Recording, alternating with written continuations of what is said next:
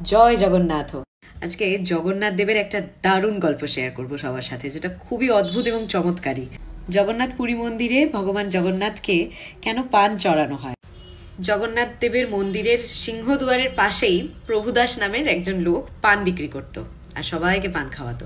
সারা দিন ধরে পান বিক্রি করে ঠিক বিকেল বেলায় ভগবান জগন্নাথের দর্শনের জন্য তিনি মন্দিরে যেতেন আর খালি মনে মনে ভাবতেন যে বাপরে, ভগবান জগন্নাথকে এত রকম ব্যঞ্জন দিয়ে ভোগ দেওয়া হচ্ছে, কিন্তু কেন পান দেওয়া হবে না ঠাকুরকে?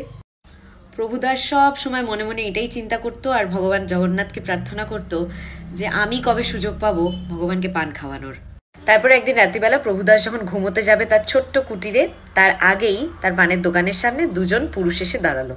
আর তাদের দুজনেরই কোকড়া কোকড়া চুল, ঘাড়ের নিচে চুল এবং কানে অসম্ভব সুন্দর দুল পরা, অলঙ্কারে ভূষিত, ঠিক দেখে মনে হচ্ছে কোনো রাজা মহারাজা। তাদের এত সুন্দর দেখতে, ওই দুই পুরুষকে দেখে যেন যে কেউ মন্ত্রমুগ্ধ হয়ে যাবে। প্রভুদাসও তাদেরকে সুন্দর করে পান বানিয়ে দিল এবং তারা পানটা নিয়ে চলে গেল।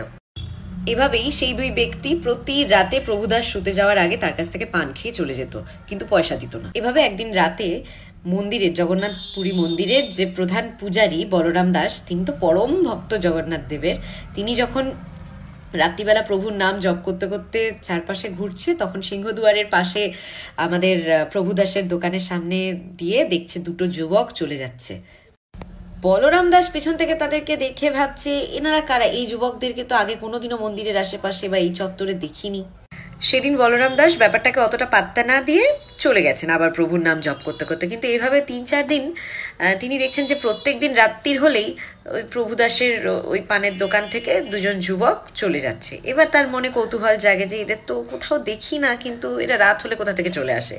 তারপরে গিয়ে প্রভুদাসকে জিজ্ঞেস করাতে প্রভুদাসের থেকে জানতে পারে যে প্রভুদাসও তাদের কাছ থেকে কোনোদিন পয়সাই চায়নি, বিনা দামে পান তাদেরকে দিয়ে যাচ্ছেন দিনের পর দিন। প্রভুদাস বলরাম দাসকে জানায় যে হ্যাঁ তাই তো, আমি তো পয়সা নিতেই ভুলে যাই, দামই নিতে পারি না। তাদেরকে এত সুন্দর মনোমুগ্ধকর দেখতে যে আমার আমি হাঁ করে তাদের দিকে তাকিয়ে থাকি, আর ওটা ওভাবে দেখতে দেখতে কখন ওরা গায়েব হয়ে যায় টের পাই না। এবার বলরাম দাস প্রভুদাসকে বলে যে তোমার তো এভাবে ব্যবসার ক্ষতি হয়ে যাবে গো, তুমি যদি রোজ রোজ টাকা না নাও।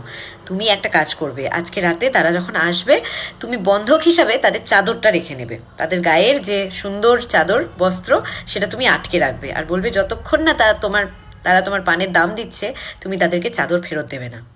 রীতিমতো রাত্রিবেলা তারা যখন পান খেতে এসেছেন আর দাম দেয়নি, তখন প্রভুদাস বলছেন না, আপনারা অনেক দিন বিনা দামে পান আমি দিয়ে ফেলেছি আপনাদেরকে, আজকে আপনাদেরকে আমার পানের দাম দিয়ে দিতে হবে।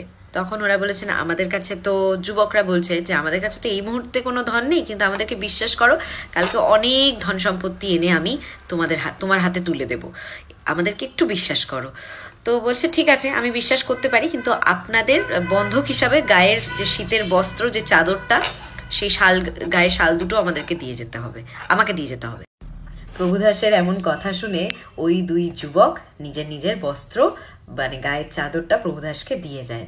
পরদিন সকালেই জগন্নাথপুরী মন্দির খোলার সাথে সাথে পূজারীজি তো অবাক যে কিভাবে এটা সম্ভব। প্রভু জগন্নাথ দেব এবং তার ভাইয়ের গায়ের থেকে বস্ত্র, শীত বস্ত্র, যে গায়ের চাদরটা গায়েব। এটা তো রাজাকে খবর দিতে হয়। এবার রাজাকে কি খবর দেওয়ার সাথে সাথে রাজামশাই সঙ্গে সঙ্গে প্রজাদেরকে শাস্তি দেওয়ার জন্য ডেকে পাঠিয়েছে যে কে চুরি করেছে প্রভুর গায়ের বস্ত্র, কার এত বড় সাহস, তাকে একদম ভালো রকম দণ্ড দেব। কিন্তু প্রভু থাকতে কি আর নিজের ভক্তদেরকে দণ্ড পেতে দেন?